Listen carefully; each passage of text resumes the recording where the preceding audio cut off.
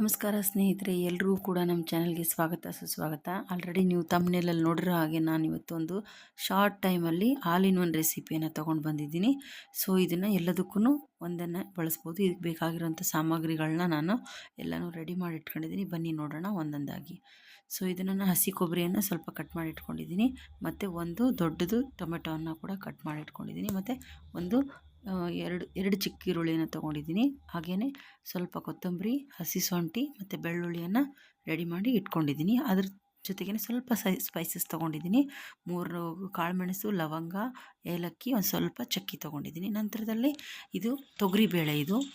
ಇದಕ್ಕೆ ನಾನು ಚೆನ್ನಾಗಿ 2-3 ಸತಿ ವಾಶ್ ಕೊಟ್ಟು ರೆಡಿ ಮಾಡಿ ಇಟ್ಕೊಂಡಿದ್ದೀನಿ. ಇದು ನುಚ್ಚು ಹಾಕಿದೆ ಅಂದರೆ ನಾವು ನಮ್ಮ ಹೊಲದಲ್ಲೇ ಬೆಳೆದು ಬೇಳೆಯನ್ನು ಮಾಡಿಸಿರೋಂಥದ್ದು, ತೊಗರಿಯನ್ನು ಬೆಳೆದು ಅದ್ರದ್ದು ಬೇಳೆನ ಮನೇಲೇ ರೆಡಿ ಮಾಡಿಸಿರೋ ಅಂಥದ್ದು. ಸೊ ಹಾಗಾಗಿ ಸ್ವಲ್ಪ ನುಚ್ಚು ಬಂದಿದೆ, ಆದ್ರೂ ತೊಂದರೆ ಇಲ್ಲ, ಚೆನ್ನಾಗಿ ಬರ್ತದೆ ಬೆಂದಮೇಲೆ.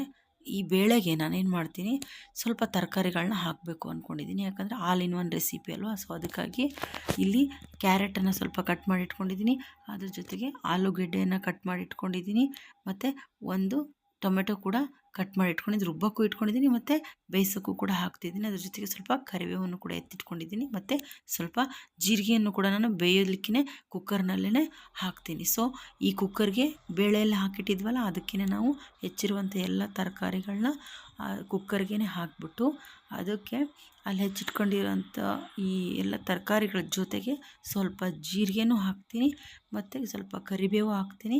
ಅದ್ರ ಜೊತೆಗೆ ಸ್ವಲ್ಪ ಒಂದು ಚಿಟಿಕೆ ಆಗೋಷ್ಟು ಅರಿಶಿನ ಪುಡಿಯನ್ನು ಕೂಡ ಹಾಕ್ತೀನಿ. ಯಾಕಪ್ಪ ಅಂತಂದರೆ ಇದರಲ್ಲಿ ಅರಿಶಿನ ಪುಡಿ, ಜೀರಿಗೆ ಮತ್ತು ಕರಿಬೇವು 2-3 ಕೂಡ ಬಂದುಬಿಟ್ರೆ ಅದರದ್ದು ಘಮ ತುಂಬ ಚೆನ್ನಾಗಿ ಬರ್ತದೆ. ಅದನ್ನು ನಾನು ಎಕ್ಸ್ಪೆರಿಮೆಂಟ್ ಮಾಡಿದ್ಮೇಲೆ ನಂಗೆ ಗೊತ್ತಾಯಿತು. ಸೊ ಹಾಗಾಗಿ ನಾನು ಅದನ್ನು ನಿಮಗೂ ಕೂಡ ಹೇಳ್ತಾ ಇದ್ದೀನಿ. ಸ್ವಲ್ಪ ಈ ಎಲ್ಲ ತರಕಾರಿ ಮತ್ತು ಬೇಳೆಗಳ ಜೊತೆಗೆ ಸ್ವಲ್ಪ ಅರಿಶಿನ ಪುಡಿ, ಜೀರಿಗೆ ಹಾಕ್ಬಿಟ್ಟು ಅದನ್ನು ಚೆನ್ನಾಗಿ ಬೇಯಿಸಿ ತೆಗೆದ್ರೆ ಒಂದು ಒಳ್ಳೆ ಘಮ ಬರುತ್ತೆ ಅದಕ್ಕೋಸ್ಕರ. ಸೊ ಎಲ್ಲನೂ ಹಾಕಿ ಸ್ವಲ್ಪ ನೀರು ಹಾಕಿ ಅದನ್ನು ಲಿಡ್ ಕ್ಲೋಸ್ ಮಾಡಿ ಇವಾಗ ನಾನು ಅದಕ್ಕೆ 3 ವಿಷಲ್ಸನ್ನು ತೊಗೊಳ್ತೀನಿ ಕುಕ್ಕರಲ್ಲಿ.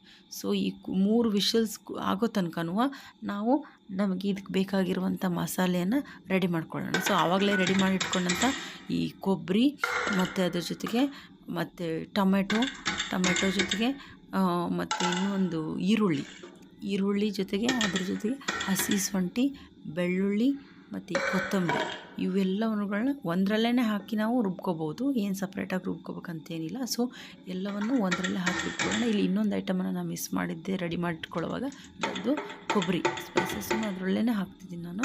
ಸೊ ಕರಿಬೇವನ್ನು ಕೂಡ ಇದರಲ್ಲೇ ನಾನು ಇವಾಗ ಆ್ಯಡ್ ಮಾಡ್ತಾಯಿದ್ದೀನಿ. ಆವಾಗಲೇ ನಾನು ನಿಮ್ಗೆ ತೋರಿಸಿರಲಿಲ್ಲ.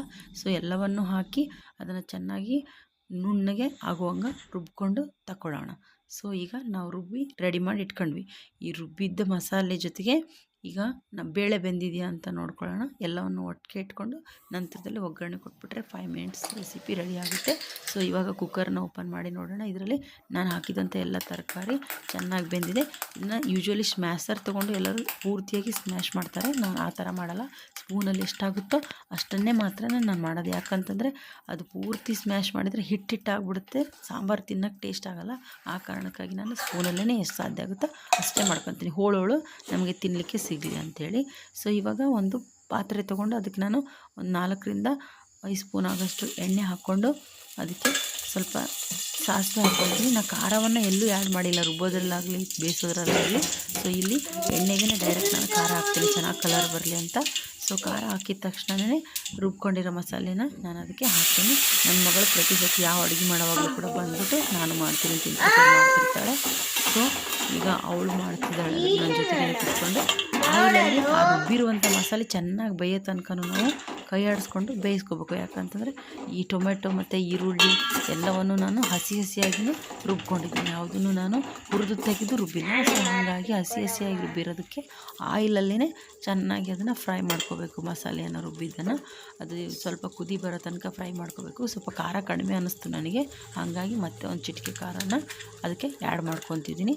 ಸೊ ಇದಕ್ಕೆ ಈಗ ಚೆನ್ನಾಗಿ ಕುದಿಲಿ ಅಂಥೇಳಿ ಮತ್ತು ಜಾರಲ್ಲಿ ಉಳಿದಂಥ ಮಸಾಲೆಗೆ ನೀರು ಹಾಕಿ ತಗೊಂಡು ವಾಪಸ್ ನೀರು ಹಾಕಿ ಅದಕ್ಕೊಂದು ಚೆನ್ನಾಗಿ ಮಿಕ್ಸ್ ಮಾಡಿ ಅದನ್ನು ಚೆನ್ನಾಗಿ ನಾವೇನು ಮಾಡ್ತೀವಿ, ಬೇಯಕ್ಕೆ ಬಿಡ್ತೀವಿ. ಇಲ್ಲಿ ಒಂಚೂರು ಒಂದು ಚಿಟಿಕೆ ಅಷ್ಟು ನಾನು ಬೆಲ್ಲನೂ ಕೂಡ ಆ್ಯಡ್ ಮಾಡ್ತಾಯಿದ್ದೀನಿ. ಯಾಕಂತಂದರೆ ಅದು ಟೇಸ್ಟ್ ಕೊಡುತ್ತೆ ಅಂತೇಳಿ. ಜಾಸ್ತಿ ಹಾಕಬಾರ್ದು, ಜಾಸ್ತಿ ಹಾಕಿದರೆ ಚೆನ್ನಾಗಿ ಬರೋಲ್ಲ ಟೇಸ್ಟು. ಒಂದು ಚಿಟಿಕೆ ಅಷ್ಟು ಹಾಕಬೇಕು. ಸೊ ನಾನು ಹಾಕ್ತೀನಿ ಅಂತ ನನ್ನ ಮಗಳು ಕಾಟ ಕೊಡ್ತಿದ್ವಿ. ಕಡೆಗೆ ಅವಳಿಗೆ ಉಪ್ಪು ಹಾಕಮ್ಮ ಅಂತ ಉಪ್ಪು ಕೊಟ್ಬಿಟ್ಟೆ. ಅವಳು ಉಪ್ಪು ಹಾಕಿ ಖುಷಿಯಾಗ್ಬಿಟ್ಟು ನಾನೇ ಅಡುಗೆ ಮಾಡಿದೆ ಅಂತ. ಸೊ ಇವಾಗ ಇದನ್ನು 1 ರಿಂದ 2 ನಿಮಿಷ ಕುದಿಸೋಣ. ಅದೇನಾಗುತ್ತೆ, ಎಲ್ಲ ಮಸಾಲೆ ಚೆನ್ನಾಗಿ ಬೆಂದ್ಕೊಂಡು ಆಯಿಲನ್ನು ಬಿಟ್ಕೊಳ್ಳುತ್ತೆ. ಆ ಸಂದರ್ಭಕ್ಕೆ ನಾವೇನು ಮಾಡೋದು, ತೆಗೆದು ನೋಡಿಬಿಟ್ಟು ಇವಾಗ ಚೆನ್ನಾಗಿ ಬೆಂದಿದೆ. ಇದಕ್ಕೆ ನಾವು ಬೇಯಿಸಿಟ್ಕೊಂಡಂಥ ಬೇಳೆ ಮತ್ತು ತರಕಾರಿಯನ್ನು ಆ್ಯಡ್ ಮಾಡಬೇಕು.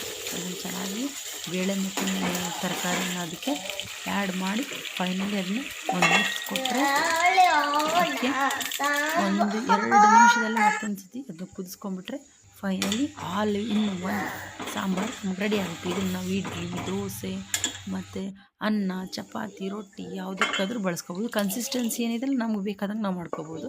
ನಾನು ಮತ್ತೊಂದು ಪಲ್ಯ ಇಲ್ಲೆಲ್ಲ ಮಾಡಲ್ಲ, ಈ ಥರ ಸಾಂಬಾರು ಮಾಡಿದಾಗ. ಹಾಗಾಗಿ ನಾನು ಸ್ವಲ್ಪ ಗಟ್ಟಿ ಕನ್ಸಿಸ್ಟೆನ್ಸಿನ ಉಳಿಸ್ಕೊತೀನಿ. ಇದು ಕುದ್ಮೇಲೆ ಇನ್ನೂ ಸ್ವಲ್ಪ ಗಟ್ಟಿ ಆಗೋ ಕಾರಣಕ್ಕೆ ಮಾಡೋವಾಗ ಒಂಚೂರು ನಾವು ನೀರನ್ನು ನೋಡಿಕೊಂಡು ಹಾಕ್ಕೋಬೇಕು. ಸೊ ಅಲ್ಲಿಗೆ ನಮ್ಮ all in one sambar recipe ready ಆಯಿತು. Thank you guys, thank you for watching.